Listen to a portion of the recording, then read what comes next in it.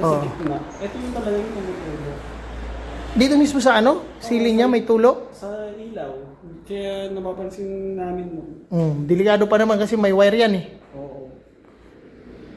Kaya nung noon, lalo itong mga to, itong part ng malapit sa TV kasi pati yung ilaw doon. Sa mga yung gilid. light, oo. Doon na rin tumutulo talaga. Kaya akala ko noon, baka sa ano, may naka-expose na tubo ng PVC doon. Dumadaan. Okay, magandang araw sa lahat. Kung nadinig nyo yung sabi ng may-ari, may tubig daw na lumalabas dun sa mismong ilaw nila. Kaya nangyari yung ganon kasi nga may leak itong roof deck nila. So tumutulo dun mismo sa ceiling at syempre tubig yun, maghahanap ng butas yun. Ngayon, dun mismo sa ilaw, may butas yun dahil dun sa wire na tumagos para sa koneksyon ng ilaw. Kaya doon nalabas yung mismong tubig na galing sa roof deck at bumagsak doon sa ceiling.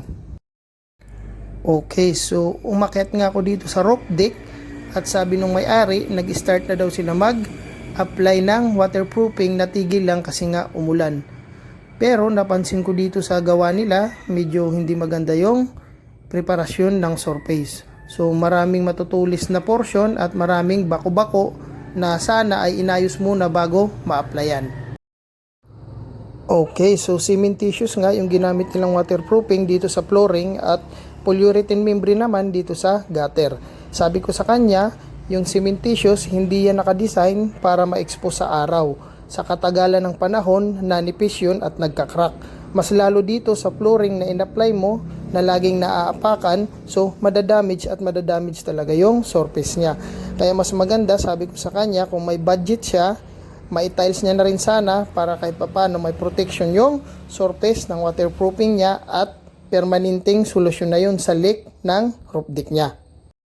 Ito pala yung mga materials na ginamit niya, Powerflex ni Pioneer at saka watertight. So magandang mga materials to, pero gaya nga ng sinabi ko, kahit gaano kaganda, kung hindi maganda yung surface preparation mo, maaaring bumalik yung problema sa leak ng roof deck mo. So yun lang, maraming salamat.